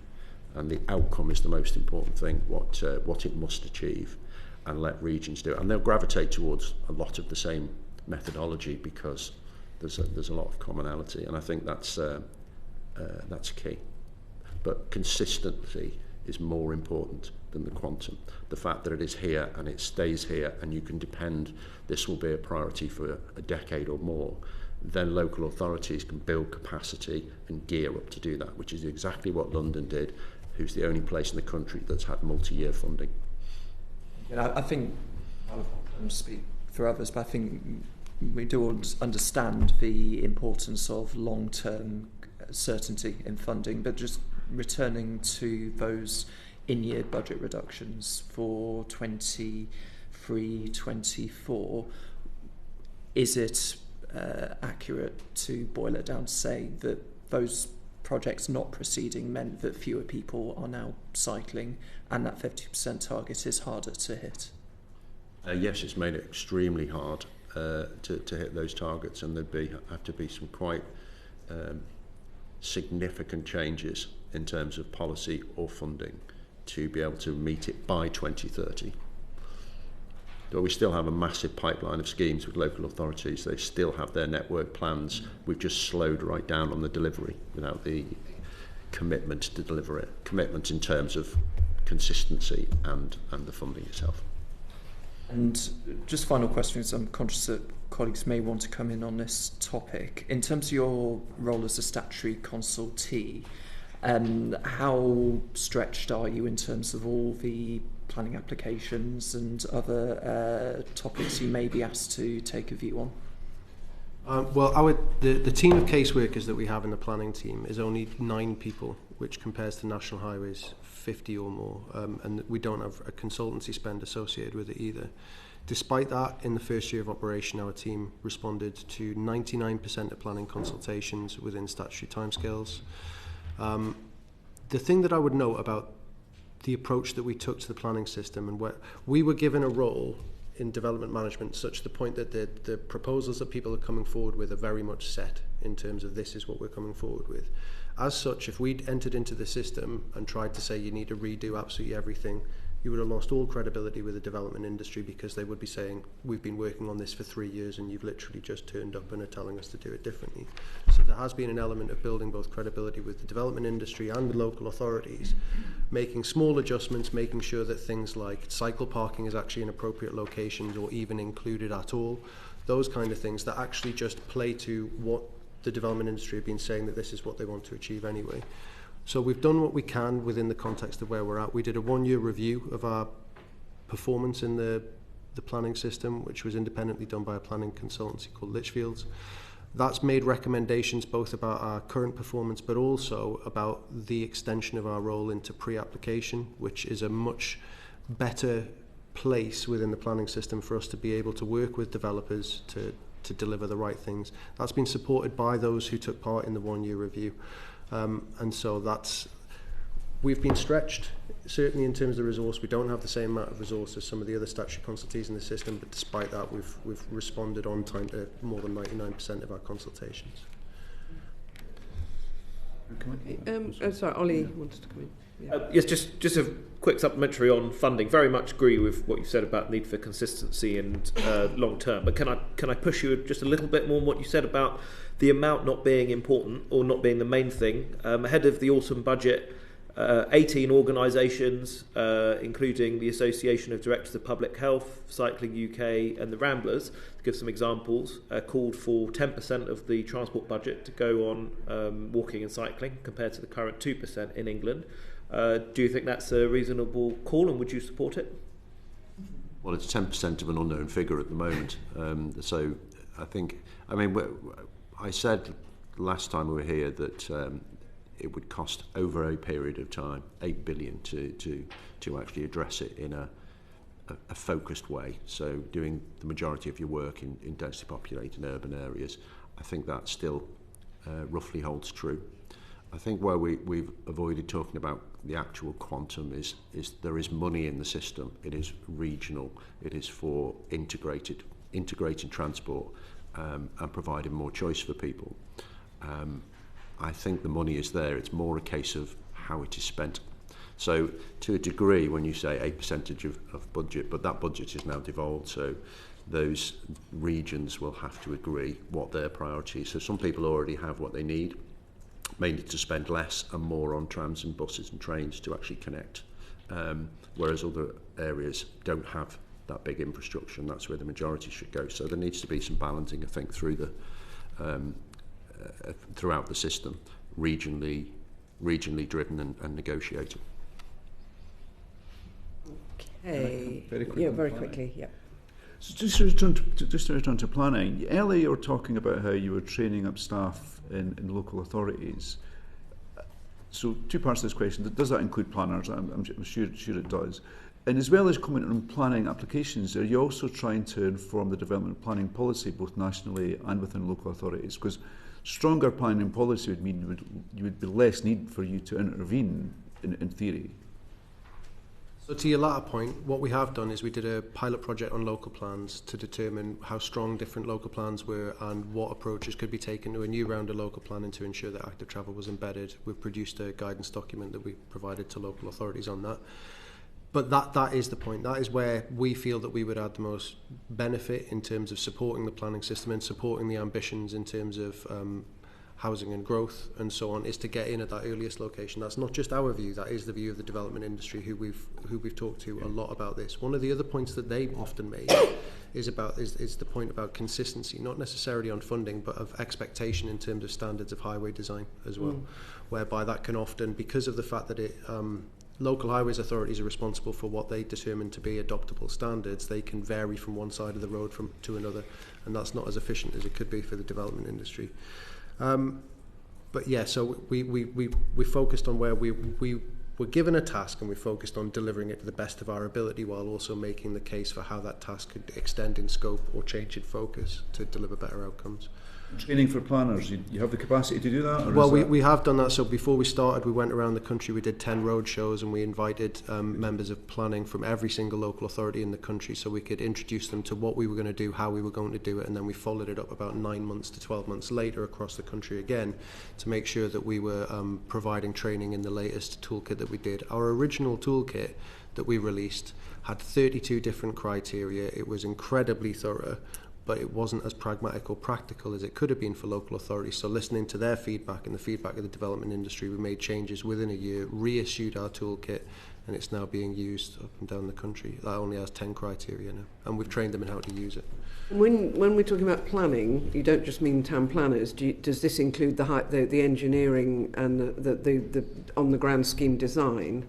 Yeah. Okay. What we've been trying to do. And are there sufficient skills in that. And I know there was a lot of skills development when Cycling England was around for the 5 years until it was abolished in 2010. To the extent some of that skill set disappeared, but it was nevertheless, there was nevertheless quite a strong body of knowledge among on cycle design. But is that also there for when because now, unlike Cycling England, your role is cycling, wheeling and walking. Is there the similar level of skills on the highway design for those other two areas? I'm trying to choose words carefully because it's the entire industry and all the people who we work with. I think one of the things that has happened is that you get generational differences as well as different industries move through it. A lot of people working within this industry want to see the same outcomes. Yeah. They want to deliver integrated transport that is accessible, inclusive, and that is designed to the best of their abilities. There's very few that don't, that I've encountered, working 15 years in the industry. What we have been doing is trying to make sure that we train people. So we've seen a rise from 8 to 38 local authority-led training programs from what we've been doing. 7,500 people in authorities have been trained through our webinars and roadshows. More than 1,000 local authorities have received bespoke design and planning training, and we've done 10 guidance notes and toolkits. That said, we want to do more. And so back to the point about the corporate plan, one of the things that we have been working on is a 3-year training and education program, which, subject to budget and resource requirements, we would love to take forward in the next 3 years as to how to make sure that we are taking the best of what people do across the country and enabling everybody else to do it as quickly as possible. Okay, thank you. Thank you, colleagues. Rebecca. Hi, just on the back of what you said about the percentage of funding you have compared to Highways England, just a thought, which is an additional question, Chair, sorry, but while it's there, do you think there would be a value on an equivalent of national highways for cycling, so that there was almost an equal footing? I think that... Don't look at me. I think, well, active travelling, to a degree, the way that the industry has responded is Active Travel England is that. It's not the size and scale of national highways. We've only got 90 people in comparison to the many thousands that would work within national highways. And we've essentially piloted. We've had a 2-year set up a new agency with a new way of working. And this is a very welcome opportunity which forced us to go, and what's it done? Did it work? And I think you've heard today the results are quite remarkable. And we know what more we could do now.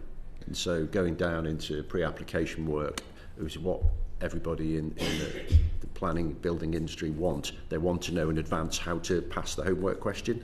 So we want to do more of that. In terms of quantum, from what we've learned, that's will be laid out, the government's ambition in CWIS 3 and through the spending review. But we know that there's the potential to do more is huge. There's one other core difference, I think, which is that national highways have an asset that they own on behalf of the country. They manage, they maintain it, and they improve it. And therefore, that's what they do. Whereas to a degree, one of the things that we do slightly differently is we don't have the same asset in that the National Cycle Network isn't part of ATE. We more act to convene local highway authority practitioners who have their responsibility for their network, which is 98% of the highway network in England is local authority and 2% is national highways. So our role isn't necessarily to be exactly the same as national highways, it's to operate slightly differently by making sure that we can convene and coordinate and help local authorities deliver the best things that they possibly can. Great. Which then leads me really well into the question I was supposed to ask, sorry. No, don't worry. How have capability ratings for local authorities influenced ATE's decision making, and what are you doing to assist local authorities with low ratings? I missed the first part of that. Sorry, how have capability ratings for local authorities influenced your decision making? They've influenced our decision making dramatically. It was a system born out of working in local authorities. It was seen as a very bold thing to do, to introduce that system. It essentially rates everybody. But very quickly the trust was there, we want to help you deliver things that you can win at and we will help you get better. So it's influenced our decision making, it's driven all of our decision making. And I think if you look at how much delivery has been speeded up and the quality of schemes, we have the evidence that it's very, very clearly works. And I think it's a new culture for local authorities to understand. It also helps local politicians drive their organisations to produce quality. So having that evidence base now to show doing it this way and you'll deliver twice as fast and you'll win and you'll get better at it has been welcomed, and hence it's being considered now more widely for wider transport, taking the same approach. Indeed, I think, I don't mind saying I'm considering it, working with DCMS for an approach for a wholly different sphere. That matching of capability and training is the way to go. And then where you have got local authorities who have those lower ratings, what do you do specifically to help them improve that? We speak to them in the first instance. We speak to them about what their problems are, and those problems might be different dependent on the political or the practitioner level, and then we develop a tailored programme of support for them and go in and deliver that. So I think we had 9 authorities that were considered capability rated 0. After a year, and we'd gone in and done work, 8 authorities moved up in the capability ratings and only 1 moved down last year. So yeah, we develop tailored programs of work, and we make sure that we take out planners, designers and so on, and help deliver training and support them with the development of their package of schemes and things like that. It's also up to them. That's really important, the local ownership. If you don't want to do this, that's up to you. But we make it visible that is a choice, which helps. And then local decisions are based on that. I think that visibility is really important. The practitioners that we work with have said that they're incredibly important in terms of people want to aspire not only to not be seen at lower in the ratings, but also to get up into the realms of, we want to be at 3, we want to be seen on the same level as Transport for Greater Manchester, West Midlands. And it's healthy competition as well, yeah. Yeah. Okay, sure. And what is your role in ensuring that individual local authorities are taking opportunities to develop and deliver sufficient schemes to increase active travel in their areas? I suppose you can flip it on their head. How can they best get what they need to do what they want to deliver in their local area through you? Again, it depends on the area, and it does depend on the area. One of the things that there is some concern about is that with the move towards devolution, that some of the smaller schemes might be left behind. And so one of the things that we're doing is working with those areas to make sure that we identify where they think that there might be barriers or issues, and producing things that work for them. So for example, one of the things that we talk about is that within the context of devolution, in any combined authority area, they will be bidding for money. And so our perspective would be, well, why don't we help you create one business case that illustrates the value of the types of local measures that you're talking about that you can all use, as opposed to each of you individually commissioning consultants or others to do the same work across various different geographies. So we try to find ways to help them with making the case efficiently as well. What will happen before devolution happens? Because obviously, again, we had this conversation last week, it could be 3 or 4 years before these CLAs exist in certain areas. Do people just sort of carry on regardless and carry on as if nothing's changed until it changes, as far as what they're doing with you is concerned? So there's a transition period, clearly, both in terms, and the funding that we allocate and dedicate, what we will do is the same thing that we have been doing previously, which is looking at the quality of the designs that they bring in and not funding anything that doesn't meet the kind of criteria, the quality criteria. And then for others areas, what we tend to do is, as they move through that transition, we will step in with different things. So for example, with established combined authority areas, we have things called design review panels, where we meet with them and go through both their pipeline of programme and the schemes or issues that they've got on the ground with our designers to help them unpick issues. And then what we already have is kind of a 2-year programme looking forward, understanding when different authorities might be coming on, and therefore when we would have to resource up to make sure that we can fulfil the same kind of support with them that was being developed in-house by one of our principal engineers. If you want a good example, I'd be very welcome you to my constituency, because we've been working on this for years, trying to get everyone joining up, and I think we've got some good examples of what needs to change and what's worked well. So. No, that's a useful offer, Rebecca. Thank you. Alex. Sticking on the devolution theme, I think generically we'd all be interested in what impact you think the additional devolution is going to potentially have on cycling and walking. I'm also conscious that you have alluded to the fact that highways and local transport powers are split when you've got an MCA at the moment, with them residing still in the local councils. Has that you also appear to say to some extent that had been a bit of a barrier, which is why in Greater Manchester you came up with the capability ratings. It strikes me that with the local government reorganisation, the move to more strategic authorities, there's going to be further areas which are at the moment either county councils or unitary authorities where those powers are going to be split up again. Do you have any views from your experience of working in an MCA as to whether that is a barrier? And you've also alluded as well to Transport for Greater Manchester. So the concept of having a passenger transport executive or equivalent, that is at the moment only in very sort of certain parts of the country, and there are others that don't have them. So that concept of the way that local government is changing, how do you think that those structural changes are going to impact upon the work that you do? There's a lot of potential and pitfalls built into it. What I like about the relationship with national and local government is local empowerment. But I think what we need to make sure it goes out is local accountability. So if you're going to be, and the potential is to address some of what happens on one side of the road, the other side of the road issues that we've discussed today, is, and they're big cultural changes in local areas, is why do you need 10 different authorities? Because my journey doesn't stop when I get to the edge of this particular authority. I think they're going to be quite difficult conversations, but the efficiency potential there in terms of pace and cost saving is huge.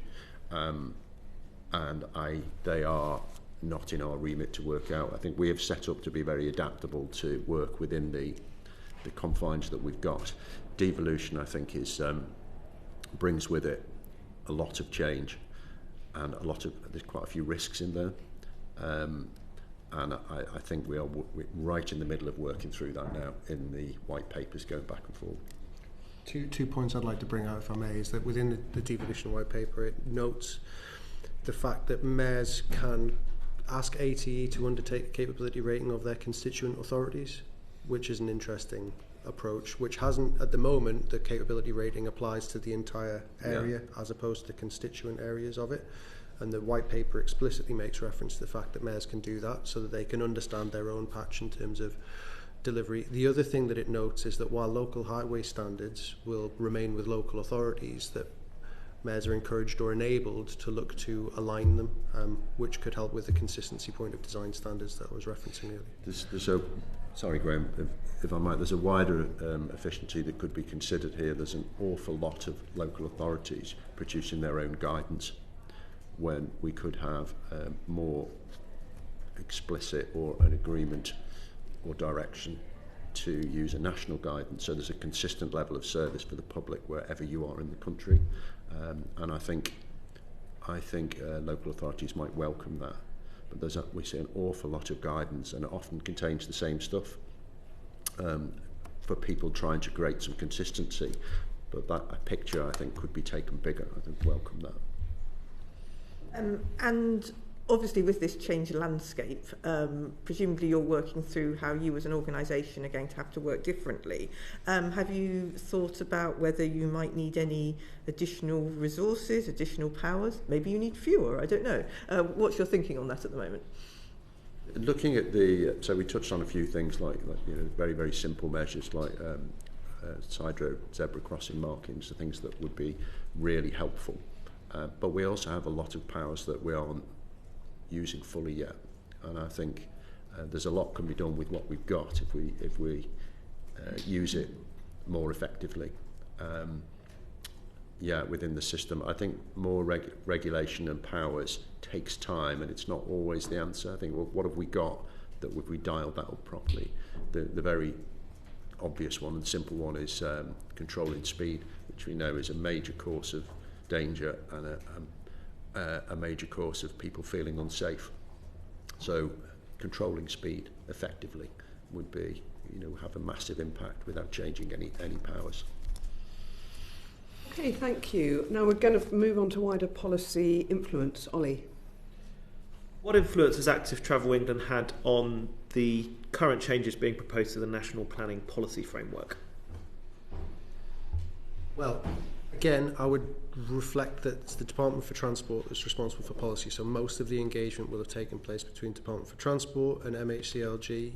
That said, in line with what we talked about in terms of the cycling, walking in investment strategy, our colleagues at DFT did consult and confer with us as to what would help aid us in terms of delivery and so on. I think so. The work that has taken place in the wording changes towards vision-led planning can't be underestimated, and they lead towards a different way of doing things potentially. One of the things that is interesting and really important now is the framework within which local authorities and the development industry can move forward with certainty as to how to go about applying that. And for people who aren't as au fait with it, I think it's the idea that instead of relying on a computer software package that tells you that this many vehicle trips will be created by this many homes, it's saying if we build it in this way, it will deliver that many, but if we build it in this way, perhaps built around active travel and public transport integration, that it will create reduced levels of car trips, which will reduce the impact on surrounding junctions, reduce the costs associated with changing junctions, and so on and so forth. So we engage with through Department for Transport with MHCLG on this. I think that the really important thing that we're thinking about and how we help deliver support in terms of the training and education package to local authorities in the industry as to take what is in the NPPF and be like, right, this is how it could work in practice. That's the thing that we really want to focus on. There's real potential there, just to home in on something that Graham said, that we assume that planning and anybody who's involved in that system and as a statutory consultee is a potential blocker, and is it something that we should remove? There's also potential here to, if you genuinely create an attractive alternative to driving, so you have integrated transport offer, and it will be there and you build accordingly, then you don't have to build that big junction. So there's a huge cost save that could be spent somewhere else, or just save, and you speed up delivery. So the potential here is actually to speed up delivery and save costs if we use this in the right way. And we don't need to. I think we need to be careful not to lose the potential here, as well as looking at the regulatory side of it. I think we've covered largely earlier in the session about why historically we've struggled to incorporate good walking and cycling provision into new developments. But my question is partly about how new developments connect with what's already there. And often, you see a really nice wide LTN 120 slick tarmac in a new bit of path. So, for example, this new development in my Oxfordshire constituency of Valley Park near Didcot, but then it just suddenly stops, and then you've got back to the so-called cycle path, which is actually a pavement that someone's decided you can cycle on.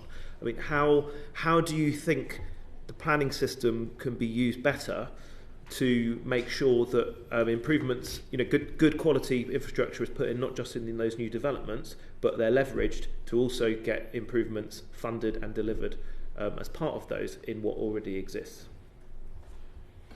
I think it goes back to the changes in the NPPF provide the opportunity to look at it in that way. I think if you're a developer and you're looking at the amount of where you're looking at a site, you've got the red line boundary that determines what happens in that site. You have to deliver on that, and then you do have to connect with the surrounding infrastructure. The way that things work at the moment, and have done for a long time, is that a lot of the focus is on the amount of car-borne traffic or vehicular-borne traffic that will be created by the new development, and the language has been about mitigating the impact on surrounding roads. Generally, the only way to do that is through junction changes that Chris was alluding to, and things like that. A huge amount of cost then goes into doing things like moving utilities underneath road surfaces. Huge amounts of money that are being spent on widening junctions for this. If that money wasn't going into it in that way because a framework existed that has been facilitated by the NPPF for them to look at different ways of designing not only their site but also prioritising, for example, public transport connections to and from, or other infrastructure, it's that balancing act. If you were to ask the development industry to do huge junction changes based on traffic generation and then also all of this other stuff, quickly sites would become unviable. If you can choose the vision of the site that you're actually trying to deliver and have a framework that people can operate and rely on, then you're in a position to change the type of sites that you deliver. I think it's worth noting within this context that the RTPI released just before Christmas a report that indicated that for the past 15 years, most of the developments that have been delivered in the country have been car-borne or car-orientated and dominated. And so the changes in the NPPF brought forward by MHCRG create the opportunity for us to step into a different way of doing things. Finally, in this section, we on the Transport Select Committee are always on the lookout for exciting visits, because so far all we've had is Old Oak Common, and some of us didn't even make that. Can you give us some examples of things which perhaps we might want to have a look at, which you might recommend, where you've seen improved walking and cycling provision successfully incorporated into either planned developments or things that have already happened?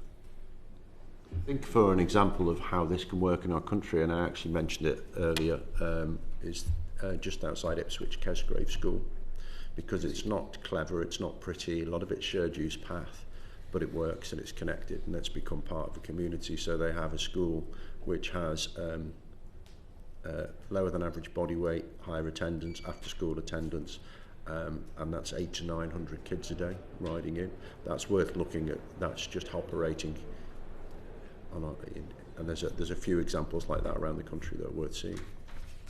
We can send the committee a list. Actually. Yeah, please do. That would be useful, because when I was Shadow Planning Minister, I saw an awful lot of really poor quality new developments with no provision for walking and cycling and built-in car dependency. So that would be really useful. Steph? Yes, it's sort of the same question that Ollie asked, but about the department's integrated transport strategy.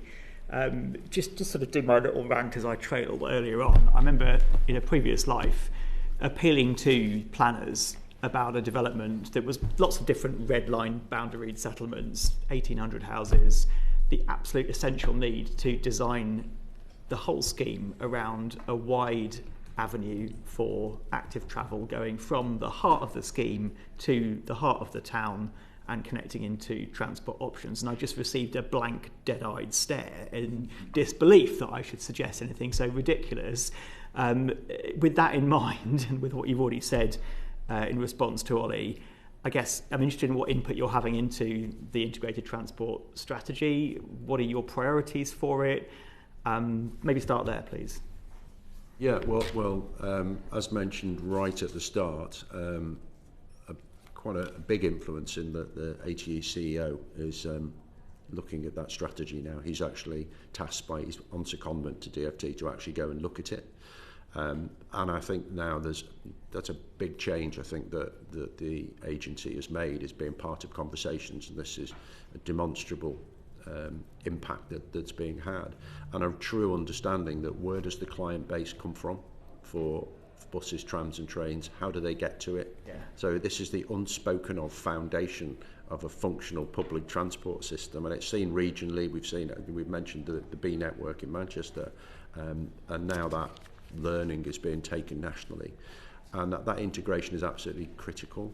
And Dr. Arthur mentioned earlier that there's a potential for loss of bus journeys to cycling and walking. Yes, there is, but we generally benefit from that. But also for the longer journeys, if we can make this a normal thing to do, that I park up here, it's right next to, it's really easy, I tap on the bus, the fare is capped for the rest of the day. If we start to connect it up like that, that is the real potential. And we don't have to talk about active travel, it just becomes an integrated transport offer. I can mix and match as I choose. And that is the exciting conversation that's happening at the moment, to get out of silos into a transport offer. And we are very much embedded in that. Very pleased to hear it. Thank you. You'll be aware that the Public Accounts Committee recommended, and I'm going to read this, DFT and Active Travel England should by April 24 develop a clear and consistent approach for ensuring greater integration of active travel infrastructure with the public transport network. Obviously the CEO is on secondment now as we speak. I just wondered to what extent that had actually been achieved, and when, if not last April, we might reach sort of some visible conclusion of that process. It's live, it's not our project, so we are on the edge of that, and we are very much feeding into it. But it is a live piece of work right now, consultation happening around the country. Thank you. Last couple of questions for me. I don't think we saw your strategic priorities for 25, 26 and beyond. Do you have a quick summary of them, or could you send us them? Yes, we can definitely send you them. We can definitely send them. We're taking them to the board next week. Fine, right, that explains it. They're I have them when I've seen them. Yeah. Yes, Okay. you're quite right. If you could send them We to us afterwards. Finally, the former Secretary of State promised unprecedented levels of funding for active travel. If you could have unprecedented levels of funding, what would you spend it on? Well, Chris thinks one of the first things that I would start with is a massive push towards bringing more people into the industry. Because if you're going to invest unprecedented levels of investment into the built environment, and transport is all aspects of the built environment, then one of the starting points would be making sure that it's an attractive proposition to young people or people who want to change careers and develop what they can do, because you need a workforce to deliver it. And that doesn't just take into account planning and transport planning, it takes into account general workforce in terms of how you would go about delivering it. I've finished thinking now. Right, so. I think going back to the capability ratings, that programme has been so successful that I would make sure that I would put consistency into the system based on capability. So you need training, you need more cash to get on with it, and that in turn would drive up both the quality, give us a pipeline of quality, and also allow local authorities to employ and invest in that officer base to be able to deliver these schemes, because they know it's coming. I think that would be it. Would be consistently and delivered using that methodology. Thank you. Thank you very much, and thank you for your evidence today. Do feel free to write to us if there's anything you feel you haven't been able to cover in this session, and any answers that you felt you'd like to say more on. The session, I think we all found, has been really valuable. That concludes today's meeting. Order, order.